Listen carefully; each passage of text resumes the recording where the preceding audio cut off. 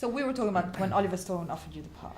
Yeah, when Oliver Stone first offered me this job, first of all, I was just excited because I'm such a fan of Oliver Stone. But the next thought I had was, okay, wait, Edward Snowden, I know I've heard that name before, but which one's he and what exactly did he do and why? And I realized I didn't know. You know, you get so much news nowadays, and I know I'm guilty of this. I often don't take the time to really look into much depth for any one story. But once Oliver did offer me this part, I did look into it for myself and found it really fascinating and quite an honor to play this man. Because it's a film and not a documentary, there's so many aspects of him that you can explore, but do you stop as a character? Do you want him to be a character first and foremost because you are making a movie? Mm-hmm. Is that the right approach? Yeah, so this is a drama, you know, and there's lots of great journalism about Edward Snowden. There's several great documentaries. One in particular won the Oscar. It's called Citizen4, which is a wonderful film, and you can learn a lot from those films. Mm-hmm. A drama, though, is a format that, you know, is uniquely tailored less to objectivity, less to information, and more to a subjective human experience. And if you're interested in Edward Snowden as the human being and seeing what his life was for the 9 years leading up to his decision to do what he did, you know, that's what this movie is. Technology is a very important part, obviously, of his life and of the film. How much does it make you curious about what technology can do these days, things that might have been unexpected to you ahead of the project?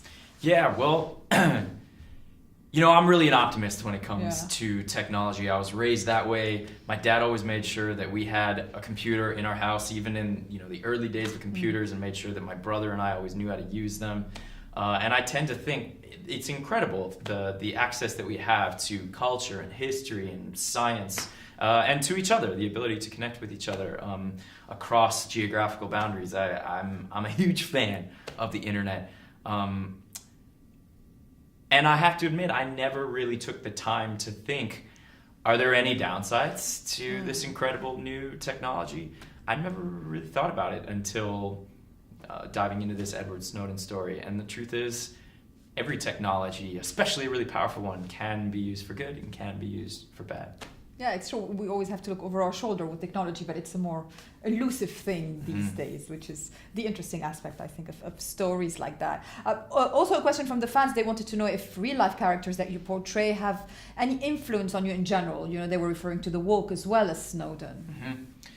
Sure, I think I probably get influenced somehow by every character that I play, whether they're a real person or a fictitious person. Just because you spend enough time embodying somebody, they're gonna rub off on you, and you know, hopefully I take away the virtues of that character more than the shortcomings of that character.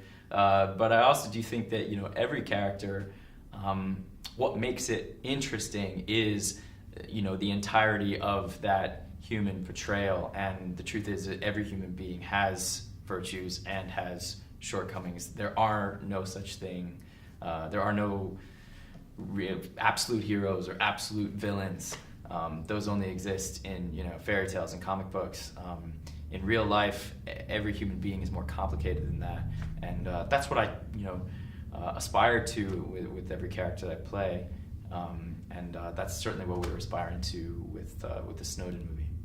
Fans wanted to know how it was working with Shailene. Did you know her before? How was the collaboration? I had never met Shailene before, but I was definitely a fan of her work.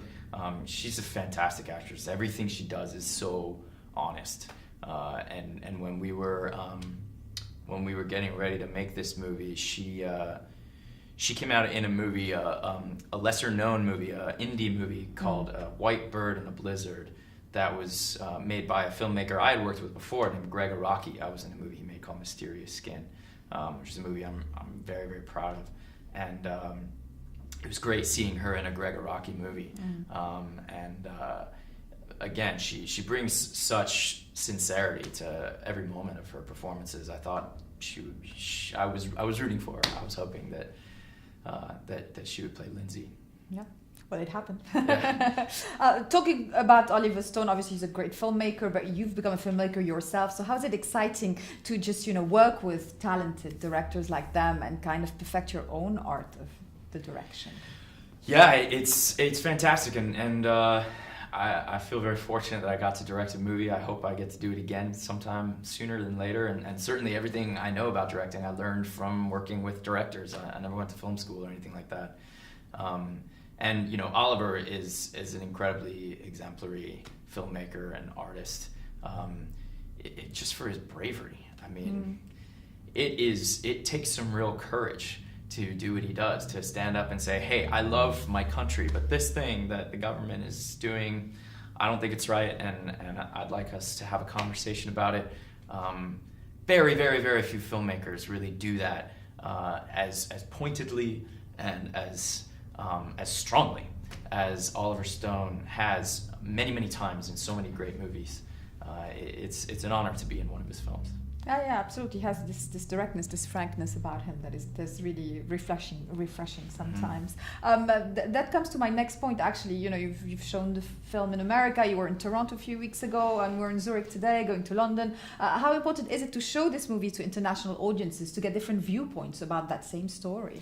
Sure. Well, this is a story that definitely transcends the United States.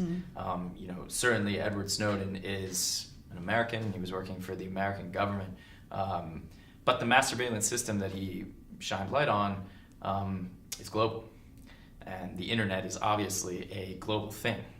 This is a technology that is making national boundaries more and more sort of vague. And I find that a lot of the communities that I'm a part of are communities of people that I know online, and they're people that live in all sorts of different places all over the world. So I definitely think this story is something that resonates all over. How do you stand on the subject of how social media has changed, the world of cinema and fame? Where's your viewpoint on social media? How do you use it, or do you? Well, the internet and social media is very new.